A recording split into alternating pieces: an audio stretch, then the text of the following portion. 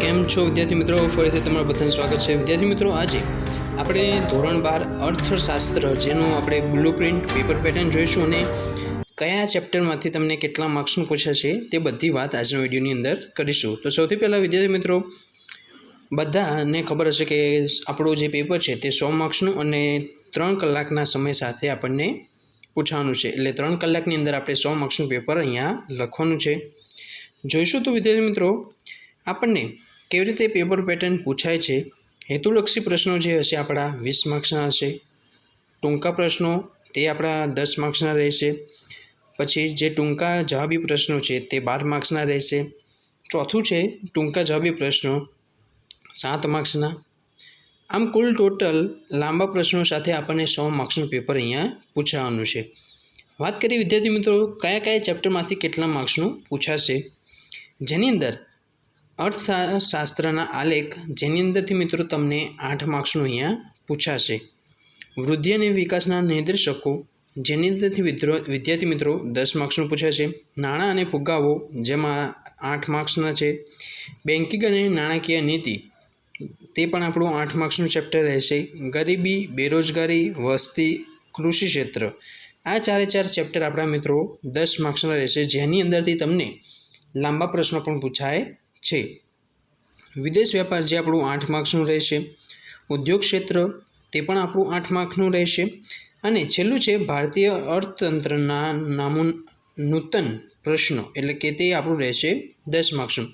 તો વિદ્યાર્થી મિત્રો, આમાંથી સૌથી સહેલા ચેપ્ટર કયા અને તમારે કયા વાંચવા જોઈએ તેની વાત કરીએ તો વિદ્યાર્થી મિત્રો, સૌથી સહેલા અને ત્યાં જે આપણે વાંચી શકીએ સરળ રીતે સૌથી પહેલાં તે છે આપણને જે વધારે માર્ક્સના ચેપ્ટર છે તે છે 10 માર્ક્સના. તેમાં ગરીબી, બેરોજગારી, વસ્તી, આ ત્રણેય ચેપ્ટર જો તમે જોશો તો વિદ્યાર્થી મિત્રો સેમ જ તમને લાગશે. કંઈક અમુક આપણા શબ્દોનો ડિફરન્સ છે, બાકી તમને બધું સેમ જ રહેશે.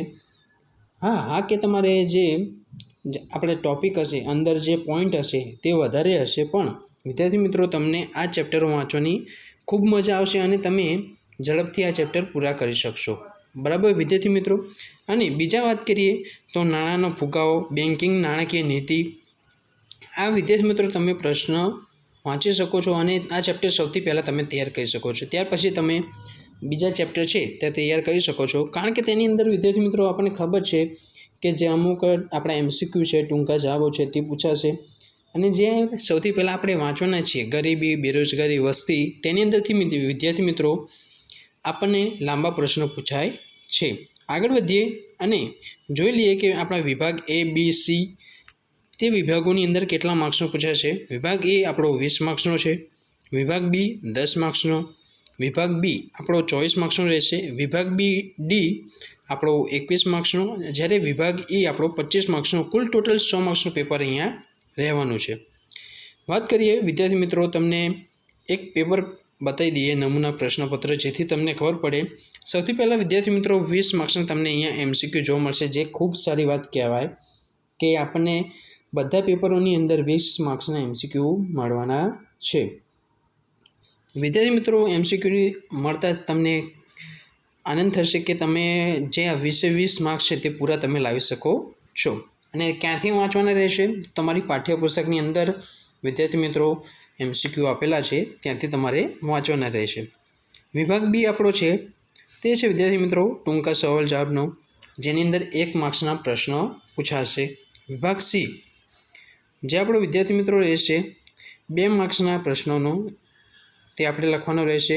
વિભાગ D આપણા 3 માર્ક્સના પ્રશ્નોનો રહેશે. અને વિભાગ E આપણા 5 માર્ક્સના પ્રશ્નોનો અહીંયા રહેવાનો છે. તો વિદ્યાર્થી મિત્રો આમ આપણી અર્થશાસ્ત્રની બ્લુપ્રિન્ટ રહેશે અને તમારે આ રીતે મહેનત કરવાની રહેશે. અને જે વિદ્યાર્થી મિત્રો આના IMP છે તે પણ આપણે તમને આપીશું આના પછીના વિડીયોની અંદર. તો વિદ્યાર્થી મિત્રો સૌથી પહેલાં તો બ્લુપ્રિન્ટ શાંતિથી સમજી લેજો, જેથી આપણને ખબર પડી જાય. તો ચાલો વિદ્યાર્થી મિત્રો, બાય, જય હિન્દ. અને વધુમાં વધુ તમારા મિત્રો સુધી શેર કરજો, જેથી તેમને પણ આ બ્લુપ્રિન્ટ મળી રહે. તો ચાલો વિદ્યાર્થી મિત્રો, બાય.